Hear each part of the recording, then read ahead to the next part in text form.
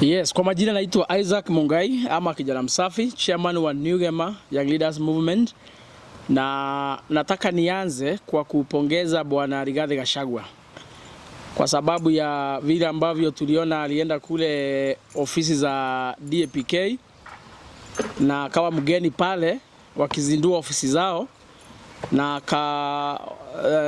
shikana na kina Eugene Wamalwa, Bwana Dr. Stephen Kalonzo Musyoka, wakiwa na Cleophas Malala na pia wakiwa na Richard Onyonka, yule ambaye ndiye seneta wa Kisii ambaye alikuwa anasimamia Fred Matiang'i katika hiyo kongamano. Na mimi nataka niambie jamii yetu ya Mlima Kenya ya kwamba wasikuwe na wasiwasi. Sisi ndio tuliambia Rigathi Gachagua ya kwamba sisi kama jamii ya Gema tumeungana. Yeye tukampatia kazi rahisi ya kwenda kutafuta marafiki kule nje.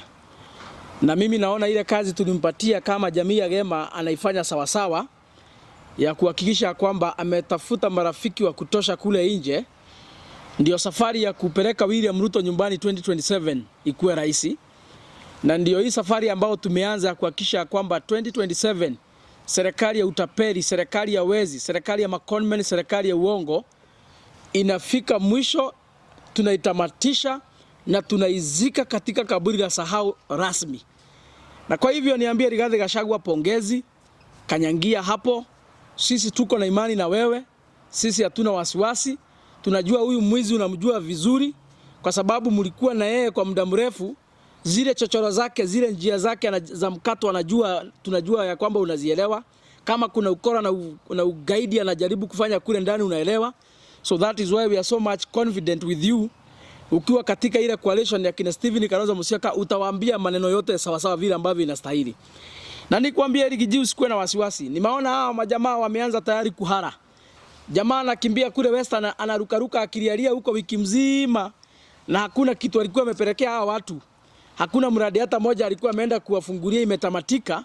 Alikuwa tu kazi yake ni kwenda kukutusi huko. Mimi nikwambie Rigiji, usipoteza wakati wako ukibishana na hawa wakora hawa wezi. Hawana agenda, hawana plan. Tayari William Ruto amepanic. That is why every day they are discussing about Rigathi Gachagua. William Ruto mwenyewe, Kindiki mwenyewe, au wakora wao kina Ishongwa na hao kina Osoro, hiyo group yote ya magaidi wote wanaongea kuhusu wewe kwa sababu already wamepanic na hawana plan.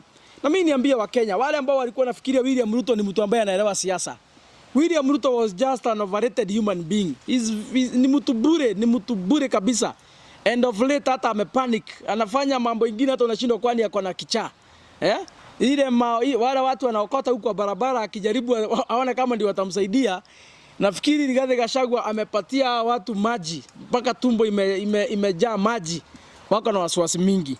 Kwa hivyo niwaambie mambo bado, coalition tutatengeneza, marafiki tutaunda, na safari ya Sugoi 2027 hiyo nayo hakuna mtu ambaye anaweza simamisha.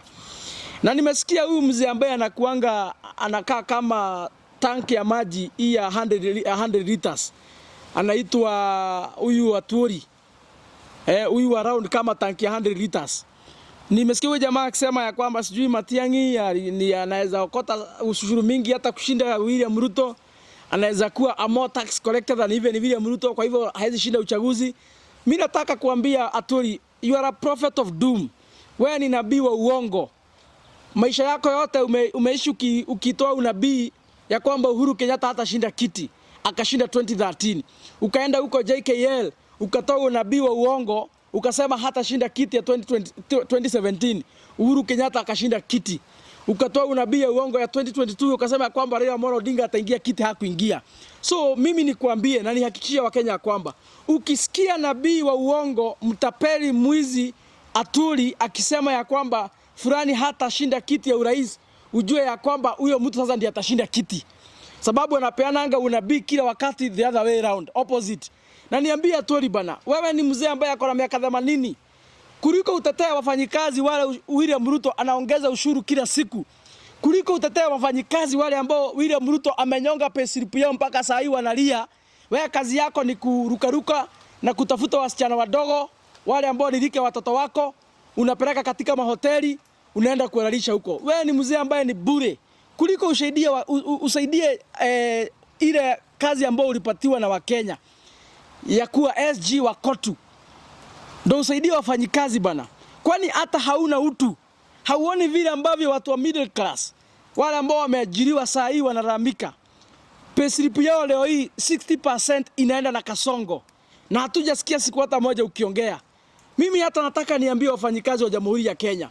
Inataka sisi kama Wakenya wema siku moja zote tugome na tuamue, tushikane, tuende ofisi za KOTU, tuende tukavurusha huyo mganga kwa sababu hasaidii wafanyikazi, tumtoe katika hiyo ofisi, tumpeleke kwao nyumbani. Hiyo ofisi itafutiwe mtu mwingine.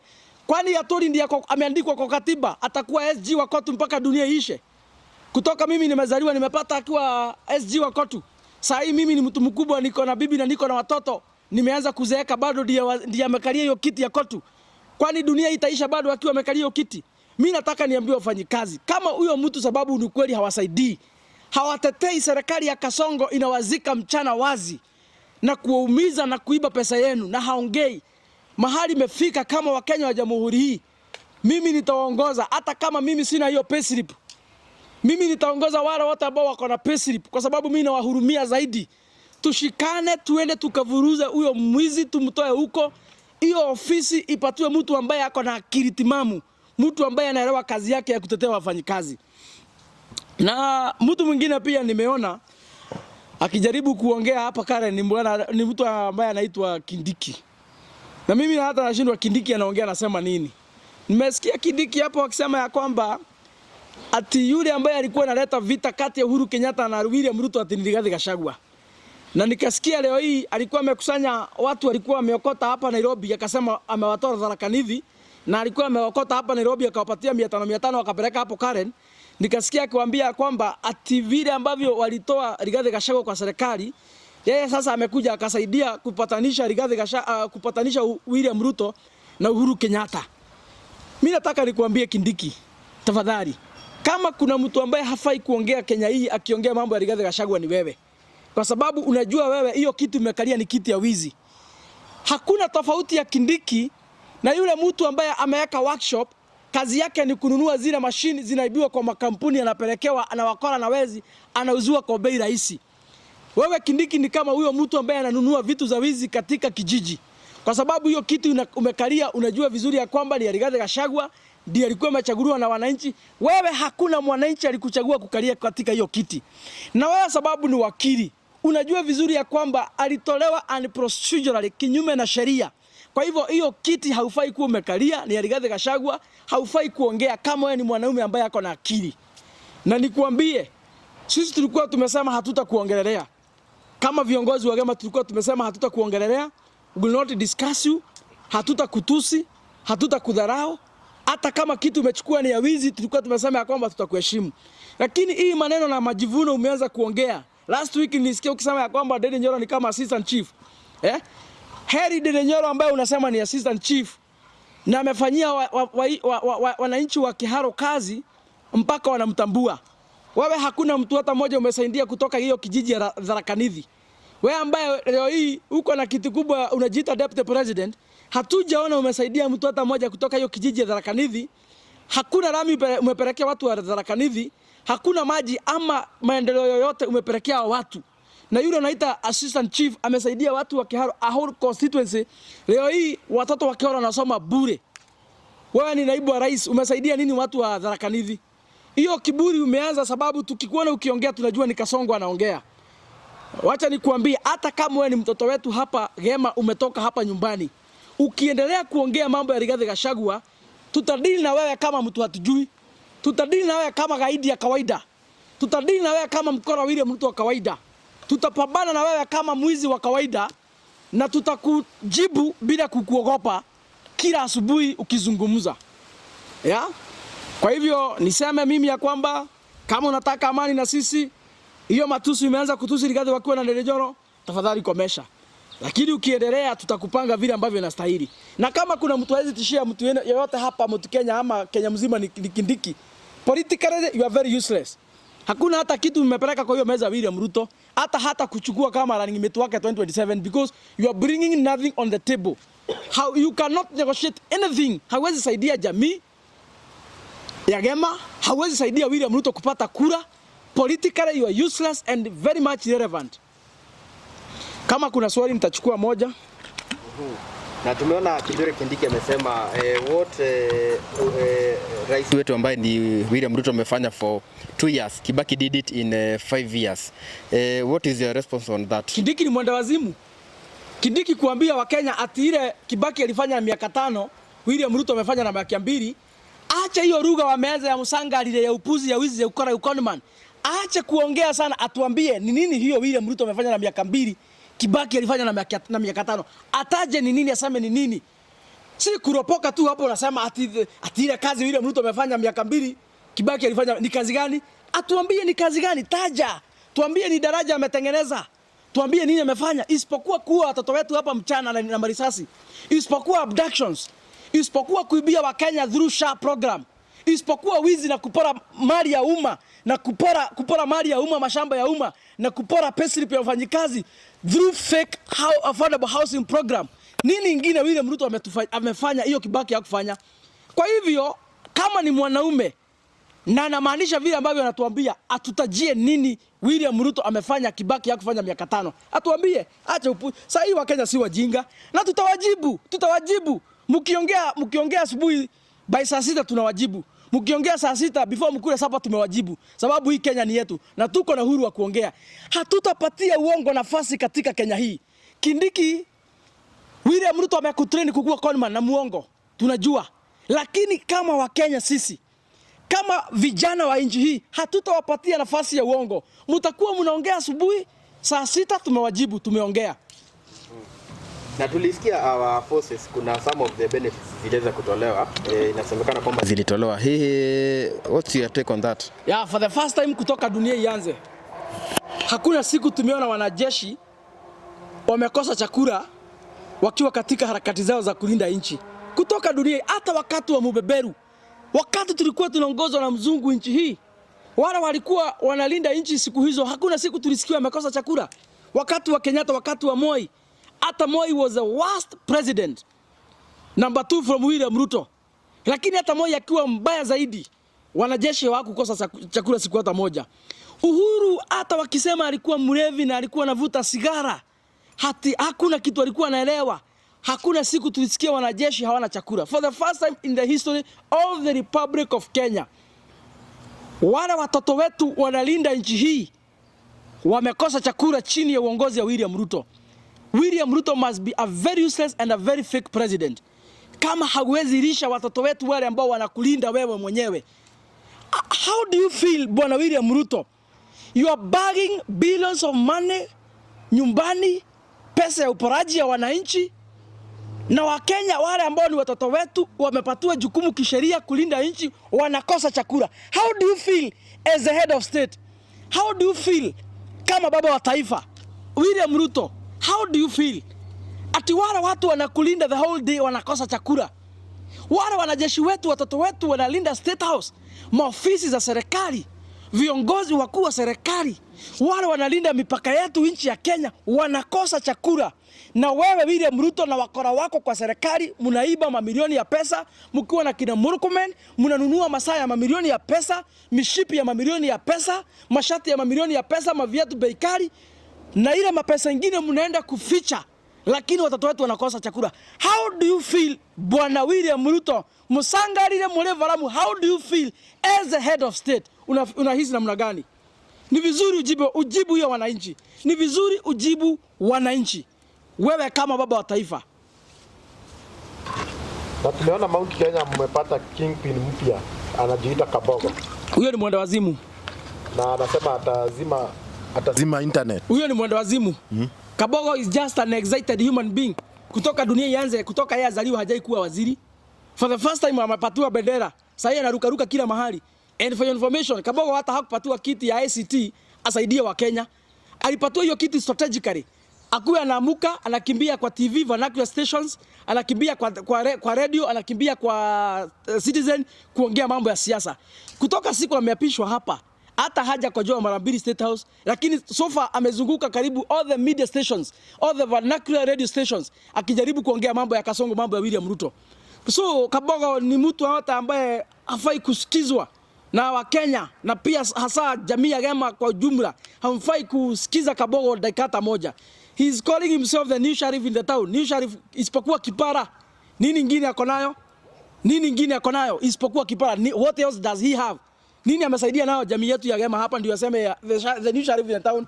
Kabogo, tulia my friend, tulia, kuja polepole. Sisi ndio Wakenya. Sisi ndio wenye hii nchi. Sisi kama jamii ya Gema tutawapanga, tulia, kuja polepole. Na niambie hawa viongozi, hii mdomo kubwa mko nayo. Dawa yenu ni wananchi. Na atawazima kwa debe. 2027 hii mdomo kubwa kurukaruka mko nayo, hii joto mingi mko nayo. Mwananchi atawazima pale kwa debe 2027. So hii mambo Kabogo anaongea hiyo tu ni he's just an excited human being. Sababu amepatiwa bendera, so anarukaruka jumping from here and there. Unajua alikuwa amekwama msituni. Ni vizuri tu mjue Kabogo alikuwa msituni since 2017. Alinyang'anywa kiti ya gavana hapa na wananchi. Akakaa kama mtu amepata depression. Kazi yake ilikuwa tu msituni kulewa huko.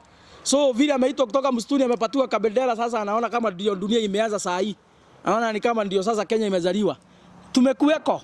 So akuje polepole. Na acha mdomo mingi, story mingi. Hiyo kiti amepatiwa, atuambie nini atafanyia Wakenya nayo. Kwa sababu analipwa mshahara na ushuru yetu. Hizo magari hiyo bendera ako nayo ni pesa ya wananchi. Hizo magari zinawekwa mafuta na pesa ya wananchi. Atuambie nini atasaidia Wakenya, lakini si kurukaruka hapa na kutuambia hadithi za Abunwasi, mambo mengine hapo ya Musanga ile hizi wanaenda huku wakiongaongea zenye hata tujui nini wanasema. What's your take on Kabogo kusema vijana ni lazy? Kabogo kusema vijana ni lazy, it shows how irresponsible he is as a leader. Kwa sababu hawezi, umeajiriwa leo, kesho yake unatuambia vijana wako lazy. 2 days before upatiwa hiyo kazi ulikuwa unarukaruka hapa kwa mazishi, kwa matanga, kila mahali ukisema vile serikali ya Kasongo inaumiza Wakenya. Kabogo, tulikuwa na ukirukaruka pale Roiro kama mtu ameshikwa na Roho Mtakatifu. Ukijaribu kuongea vile ambavyo serikali imefinya wananchi, vile ambavyo mfuko ya Wanjiko haina chochote. Tumekuona ukirukaruka media stations hapa. Ukijaribu kuelezea vile ambavyo hii serikali imepora wananchi pesa, inajiweka kwa mfuko wenyewe. Wewe ndio ulituambia kwamba wananchi, hii bottom up ilikuwa ya kutoa wananchi pesa ingie kwa mfuko ya matajiri wachache wale ambao wameajiriwa kwa serikali. Leo hii saa hii ndio umejua vijana they are very lazy.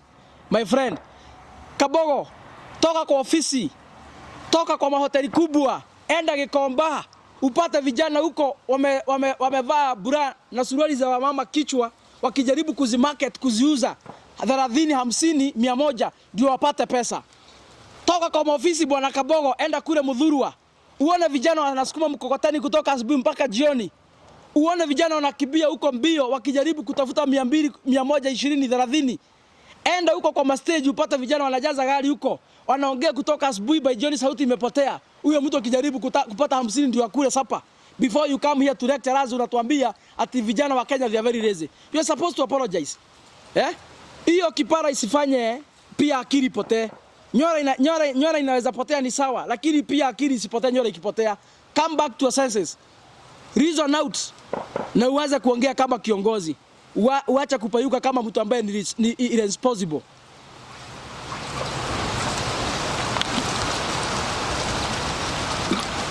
Kama kuna swali, kama hakuna tutafungia hapo. Tuambie Wakenya kwamba tutazidi kuzungumza, tutazidi kuongea, hatutauzua uoga. Hii nchi ni yetu. Nimesikia Kabogo anasema atafunga sijui internet. Kama unataka kufunga internet, anza na hiyo pornography yenye imekuweka kutoka dunia ianze. Anza kufunga na hizo sites. Sisi hatuhitaji hizo. Lakini Facebook, TikTok, YouTube, WhatsApp, X, zile mitandao zote zinaleta jamii ya Wakenya pamoja. Zile mitandao zote zinaleta Wakenya kwa pamoja, pia wengine wanajitafutia riziki.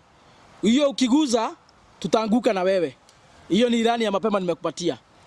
Thank you very much. Mungu awabariki na alinde nchi yetu na alinde Wakenya. Asanteni sana.